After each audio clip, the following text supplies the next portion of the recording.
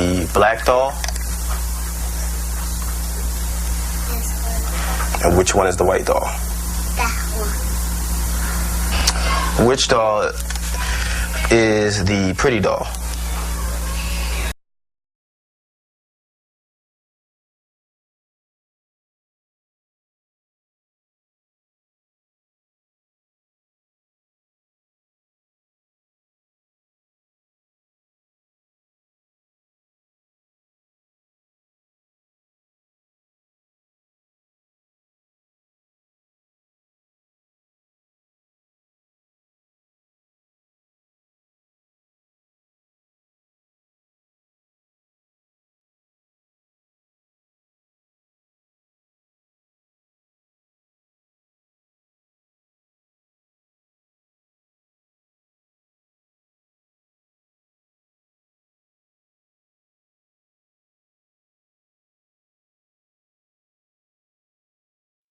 Welcome to This American Life.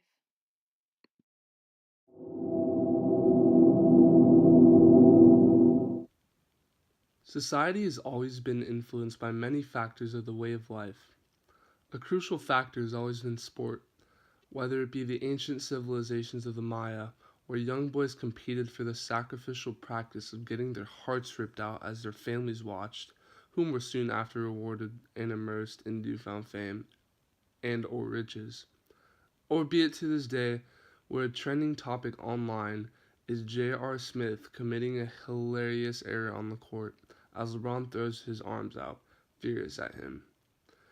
It is a huge part of popular culture in the modern world, and it is also an enjoyable way for people to communicate and compete to see who can outlast the next person. Sports, in fact, does influence society, but society also influences sports as well. Discrimination is unfortunately and inertly found in athletics, as there are beliefs that remain so ingrained in our minds that they seem like they are not wrong and are just a fact of life. Not only is there a racial bias in athletics, but there is also a stereotype that men are more athletically inclined than women are. These beliefs may put limits on certain types of people in a society and may make them not want to even try out a certain sport or continue playing a certain sport because they are a woman or because they are black or some kind of difference. And there's the guy responsible for turning Katinka Hosu, his wife, into a whole different swimmer. Coach Aaron Craver is a track coach at Woodbridge High School who had endured a rough past due to his race, yet he was still able to make it onto the NFLs and play professional football. Go ahead. What were the biggest hardships you went through as being a African American athlete? Growing up, I was a quarterback, and back then it was something that normally didn't happen, and there weren't a lot of pro-style quarterbacks or African American athletes that were quarterbacks unless you ran the option. So I was a quarterback all the way up until I got to high school, and the reason why I didn't play high school football was because they did not let me play quarterback. We had another kid who was the only, he was mixed, kid on the team, and he was the quarterback. He's still a friend of mine to this day, but he didn't even want to be quarterback, and they still made him the quarterback.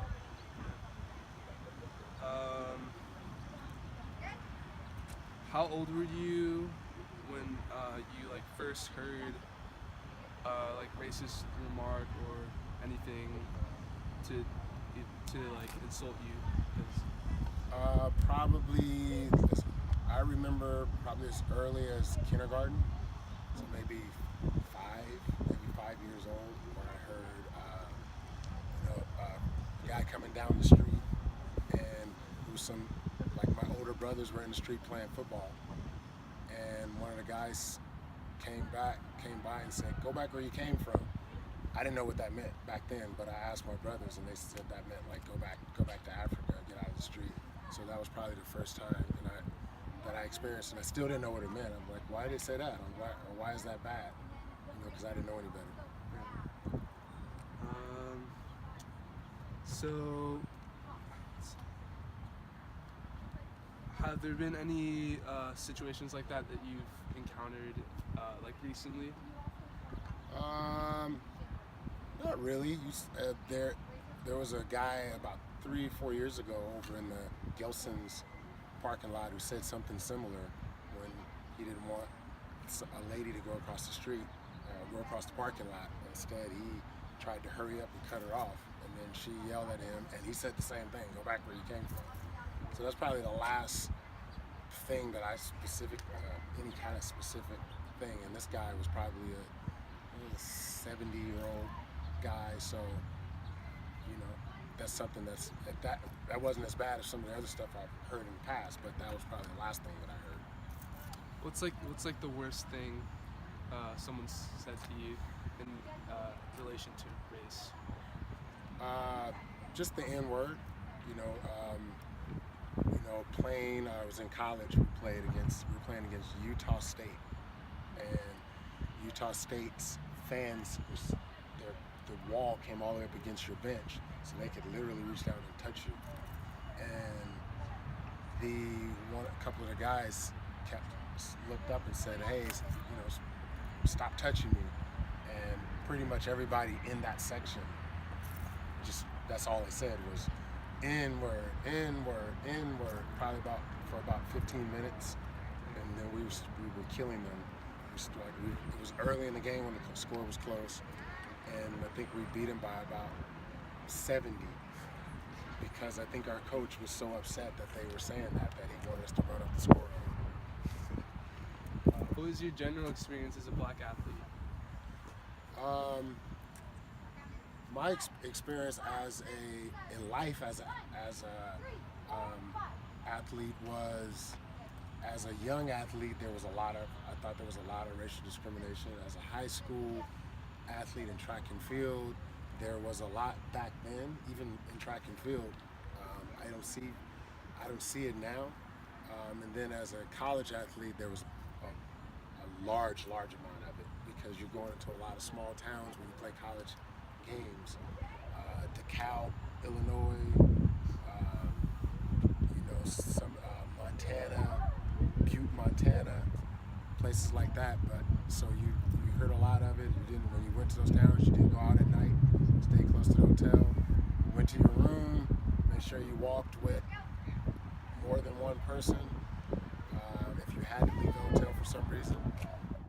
Riley Pittman is a Woodbridge High School student athlete on his second year of varsity water polo, along with many years of training, and he has a take on racism in sports as well.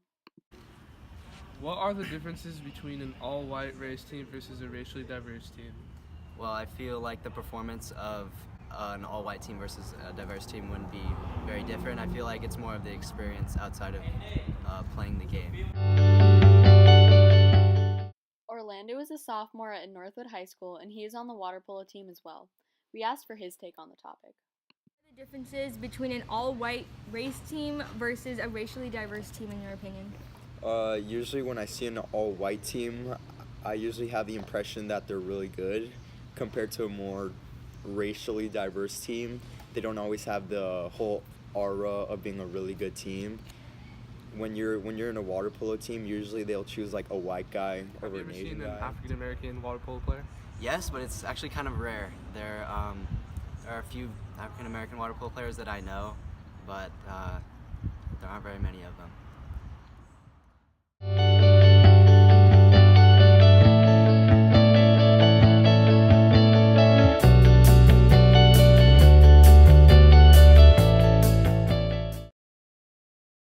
Women are often sexualized when it comes to sports, especially back in the day when female-inclusive sports were relatively new. And here we are at the 800 metres women's, and there they all are lined up.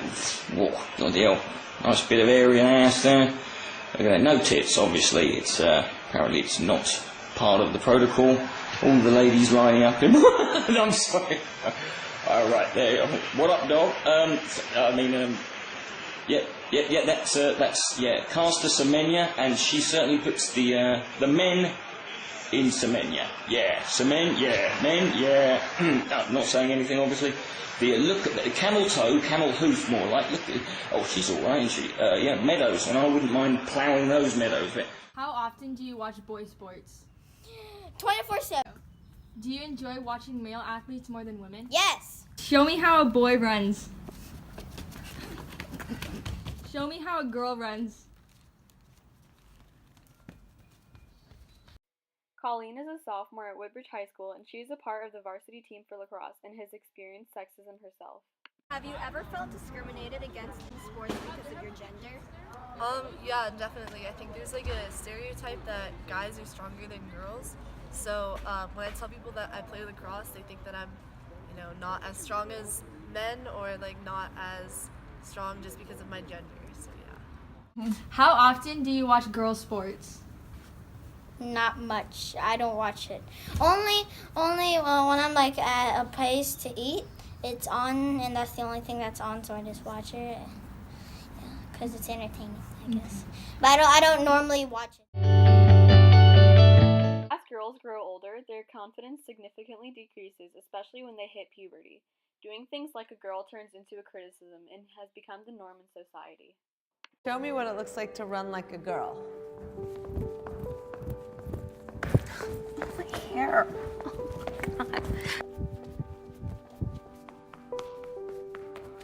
Show me what it looks like to fight like a girl. Now throw like a girl.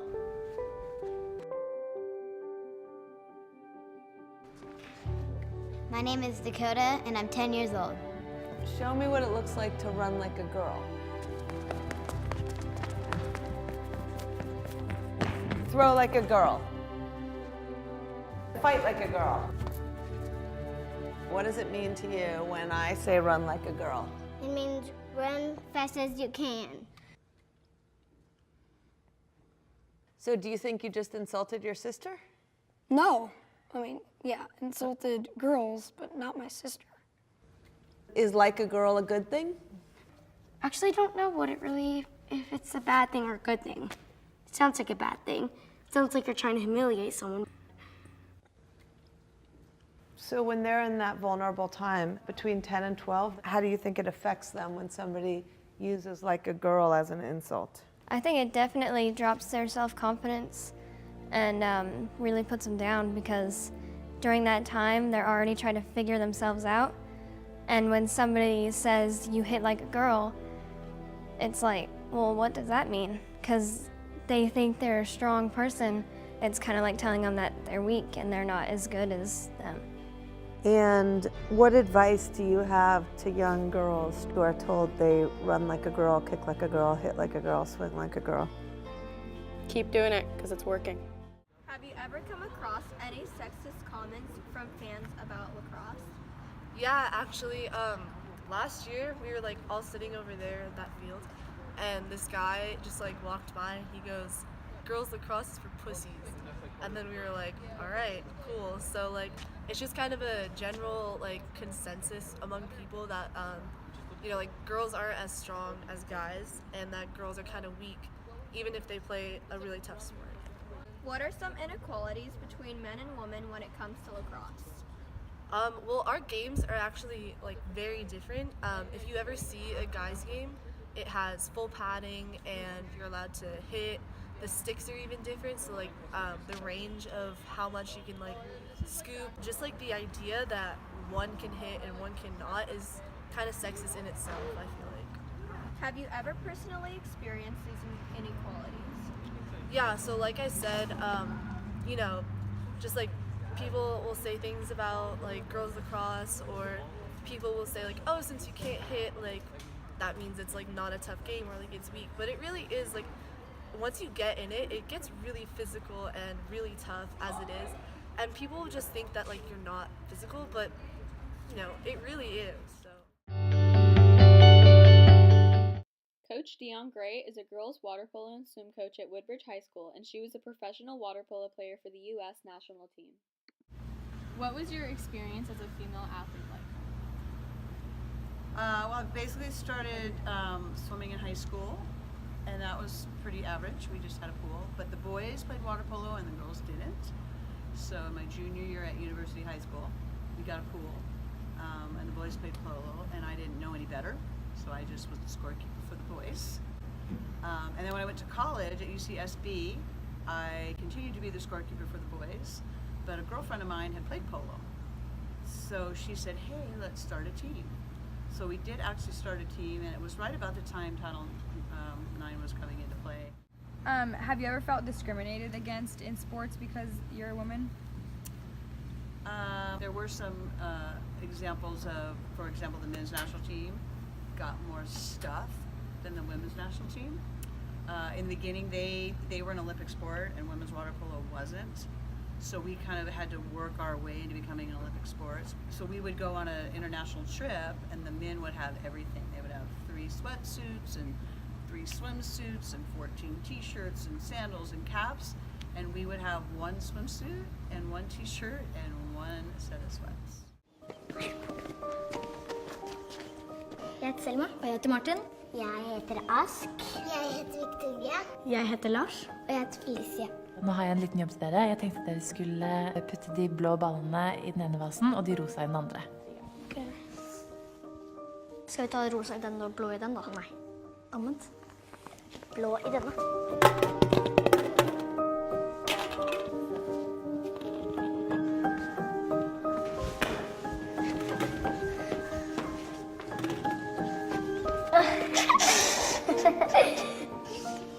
Men nå skal dere få belønningen deres.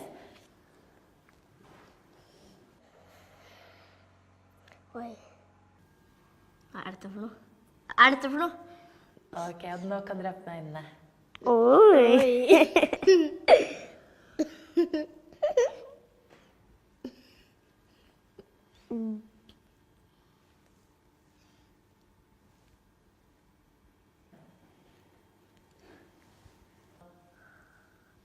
Hva? Jeg fikk litt mer. Molly, grunnen til at du har fått mindre enn Thomas, det er faktisk fordi du er jente. Det er kjemperart. Det er ikke bra. Det er skikkelig urettferdig. Hva tenker du, Felicia? Vi har jobbet helt likt, og så får vi ikke det samme. Vi var like flinke, og vi burde få like mye. Hvorfor det? Fordi ellers så blir det urettferdig.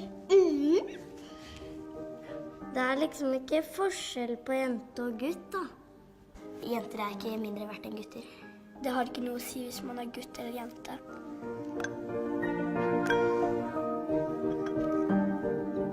Sånn, jeg tror det er like mye da. Nei. Nå har vi like mye. Nå har vi like mye.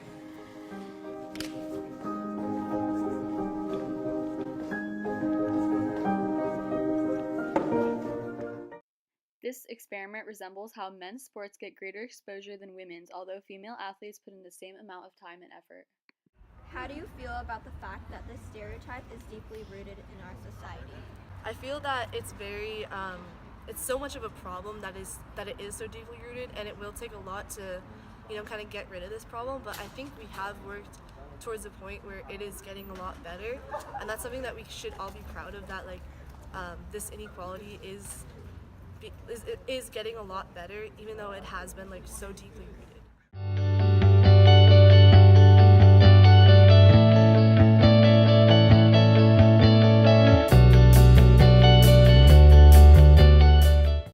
Thanks for watching This American Life.